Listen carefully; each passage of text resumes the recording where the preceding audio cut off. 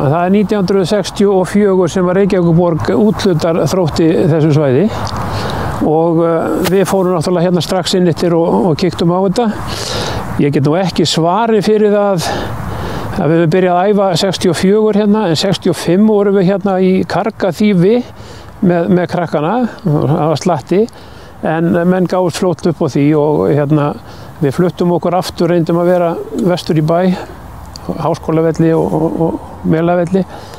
Hérna á þessu horni hérna, þar sem þetta hús er, stóð félagsheimilið okkar fyrsta hérna á svæðinu sem við fluttum innan af Grensásvegi og það sem var opnað var 1969 eða vígt. Nú hérna fyrir aftan mig var malarvöllurinn og fyrir sunnanvöllin í endanum á hérna Sæfjarsundinu voru byggðir 3 tennisvellir sem að dugðu okkur ansi vel og ollu miklum uppgangi í tennisíþróttinni og tennismeistarar Þróttar hérna hrúguðu inn gullinu í hérna þó nokkuð mörg ár. Þróttarar voru stórhuga við flutningin og áhugi meðal krakka í hverfinu gaf mönnum ástæðu til að vera bjartsýnir. Framkvæmdir á nýja félagssvæðinu drógust þó í 5 ár. Árið 1969 var nýr malarvöllu félagsins loksins tekin í notkun. Dóri Fisksali tók fyrstu spyrnuna í leik Þróttar og Fram í 5. flokki, sem var fyrsti keppnisleikur sem leikinn var á hinum nýja velli. Nú áfram héldum við hérna og fengum hús. Það var reyndar 65 sem við fengum hús gefins sem var á Grensásveginum. Fluttum það hérna inn eftir og það var nú ekki farið að innrétta það strax heldur, þannig að þetta dró svolítið á langinn, en þegar það var byrjað á þessu þá var heldur betur tekið til hendinni og það eru skemmtilega sögur í kringum það. Ég man eftir því þegar við vorum að gera klárt að lyfta húsinu á Grensásveginum. Við vorum með hérna fyrirtæki, þungavinnuvélar held ég að heitið, og hann var svolítið orðljótur sá sem að stjórnaði verkinu og hann var að hérna þeir voru að setja undir bjálka mikinn til þess að geta lyft húsinu upp. Og þá segir hann allt í einu, mér vantar hérna 2 einhvern feitan djöful hérna til þess að sitja hérna á endanum og það voru þarna 2 hérna formenn, fyrrverandi formaður hérna unglingaráðs og síðari tíma formaður og þeir bara kiftust til og bara hrökklust í burtu. Þeir voru nefnilega svolítið þykkir og þeir voru akkurat mennindir sem hann vantaði, en hérna hann fekk þá ekki til samstarfs. Þegar við vorum komnir hérna inn eftir og vorum að gera klárt húsið þá vorum við að leggja frárensli og okkur vantaði 1 rör, bara metersrör til þess að klára leiðsluna. Og það var, við vorum svo heppnir að það var rörsteypa hérna út á Langholtsvegi, á enda, og það var læst þar kvöldið og náði í 1 rör. En svo þegar við ætlum að fara að nota það morgun eftir þá passa það ekki. En þegar við sitjum þarna og erum að spá hvað við eigum að gera, hvort við eigum að fara og kaupa rör eða við þurftum náttúrulega að kaupa rör, en kemur ekki Greta Norðfjörð, lögregluþjónn á lögreglubílnum til okkar þarna og hann fylgdist alltaf með hvað var að gerast og við segjum honum þetta, að við séum í vandræðum, við séum vitlaust rör. Og ég redda því sagði hann bara, svo fór hann út á rörsteypu og skipti á rörunum. Og hann vissi aldrei að hann hefði farað með stolinn hlut. En 69 þá fáum við hérna malarvöllin kláran og höldum hérna 1. júní fyrsta leikinn okkar, þar sem að spiluðu gömlu kallarnir, fyrsti meistaraflokkurinn og þáverandi meistaraflokkur og 5. flokkur Þróttar og Fram vígsluleik, þar sem Halldór Sigurðsson, fyrsti formaður og aðalstofnandi hérna spynti fyrstu spyrnunni.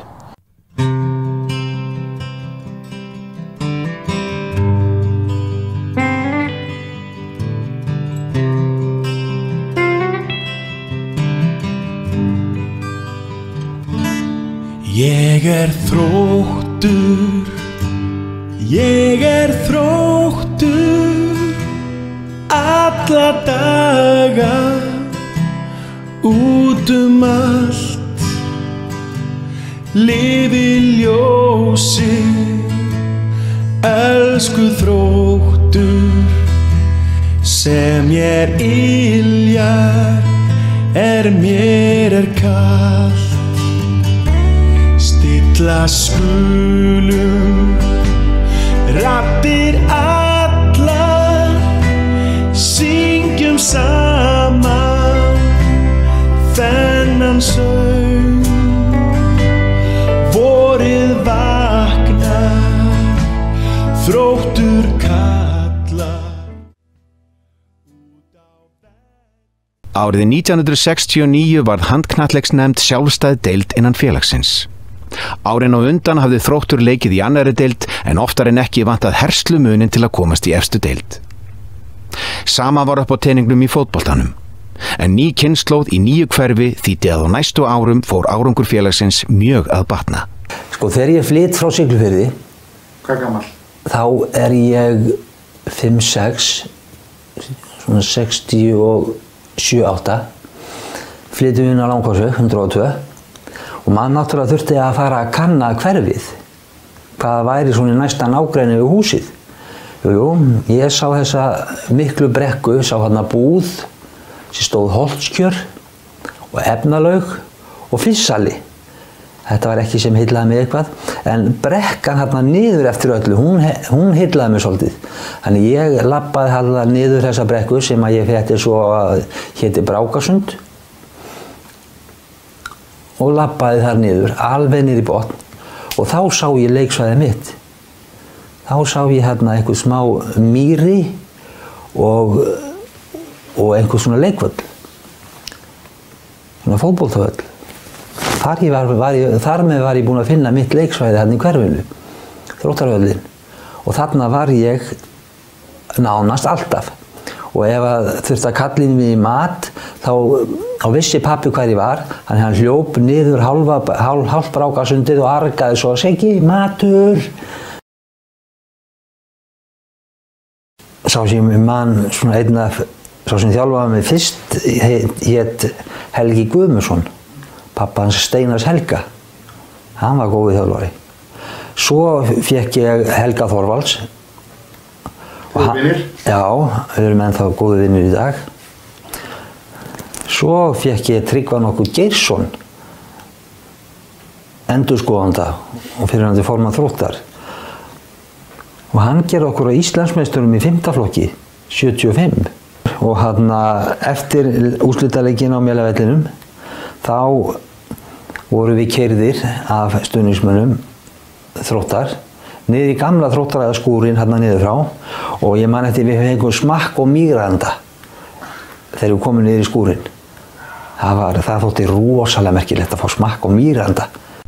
Upp úr 1970 fóru konur að stunda knattspyrnu á Íslandi.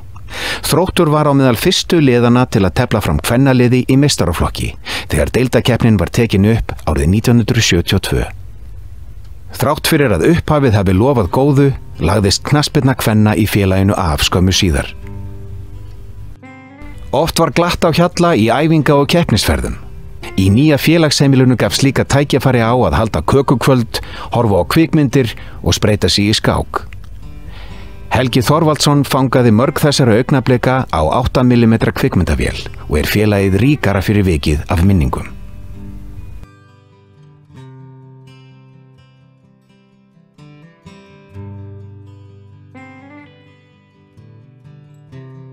Um 1970 fóru vinsældir blakíþróttarinnar vaxandi á Íslandi.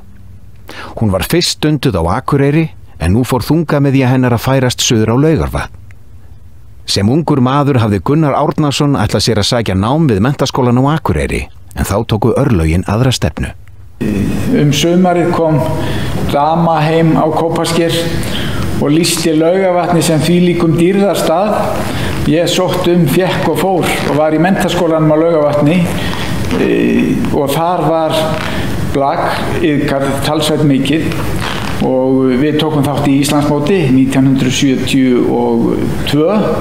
og þá haustið ákvað ég svo að vera í íþróttakennaraskólan og þar lékum við blak mjög mikið. Það var svona orðin aðal íþróttagrein þessa árgangs, fyrsta 2 ára árgangsins í íþróttakennaraskólanum á Laugarvatni og við náðum þar afskaplega góðum árangri á okkar seinna ári, urðum Íslandsmeistarar bæði í karla- og kvennaflokki undir nafni Ungmennafélags Biskupstungna. Þegar við lukum þarna námi þá fór stór hluti af hópnum til Reykjavíkur og við fórum að leita fyrir okkur með stofnun á blagdeild. Við vildum ekki ganga í félögin sem fyrir voru, við vildum fá aukna breidd í þessa íþrótt og Víkingur hafði verið stofnaður árið áður með uppistöðinni með nemendum úr menntaskólanum á Laugarvatni sem komu þaðan sem Íslandsmeistarar 1973. Nú, við leituðum fyrir okkur hjá KR, hjá Fram, hjá IR og hvergi fannst pláss en Þróttarar tóku afskaplega vel á móti okkur og það var úr að í júlí 1974 var blagdeild Þróttar stofnuð. Það voru náttúrulega ekki nema 2 deildir í Þrótti á þessum tíma, knattspyrnudeild og handknattleiksdeild, en hjá hinum félögunum flestum voru miklu fleiri deildir og þar af leiðandi meiri barátta pláss í íþróttahúsunum. Við náttúrulega vorum með grein sem að tekur minna pláss heldur en flestar hinnar og sættum okkur við að æfa upphaflega til dæmis í Langholtsskóla og síðan í Vogaskóla sem að núna er menntaskólinn við Sund. Menntaskólinn, strákandi þaðan höfðu stofnað Víking árið áður, 1973 og það voru nokkri strákar frá Laugarvatni og reyndar hérna á bænum líka og íþróttakennaraskólar strákandi stofnuðu Þrótt 74 og einhvern veginn átti að vera svo að mennskælingarnir átti að fara í Víking en ég valdi Þrótt, akkurju, ég náttúrulega þekkti strákan á IKI, kannski betur en hinna og svo var nú konan mín í þessum árgangi, þannig að verðandi kona mín, þannig að það kannski hafi einhver áhrif að við heldum nokkuð hópinn svona til að byrja með. Það leitið sem blagdeild Þróttar er stofnuð var Vogaskóli grunnskólameistari í blaki. Meðal nemenda var Leifur Harðarsson. Í Vogaskóla þá þurftum við að fylla út stundaskrán okkar. Fyrst voru venjuleg fög og síðan þurftum að fylla upp með valfögum og það var hægt að velja vélritun, keramík, svona frekar leiðilegar valgreinar, en í restina kom að maður gæti valið eitthvað ef að kennari gæti kenta og fleiri en 10 tóku þátt og við vissum að Guðmundi, ég man ekki hvað svona var, Guðmundur Arnljós, hann var að kenna stærðfræði þetta og hann var blakmaður og við tókum okkur saman okkur og tókum 10 og hann kendi okkur blak sem valfag í þetta ár sem að síðast árið okkur í skólanum. Þið eru meistarar? Já, við tókum þátt í skólamóti, það var haldið skólamóti alltaf þarna á þessum tíma og við urðum Íslandsmeistarar skóla þetta árið og vorum heiðraðir sérstaklega af skólastjórnum okkar að vori.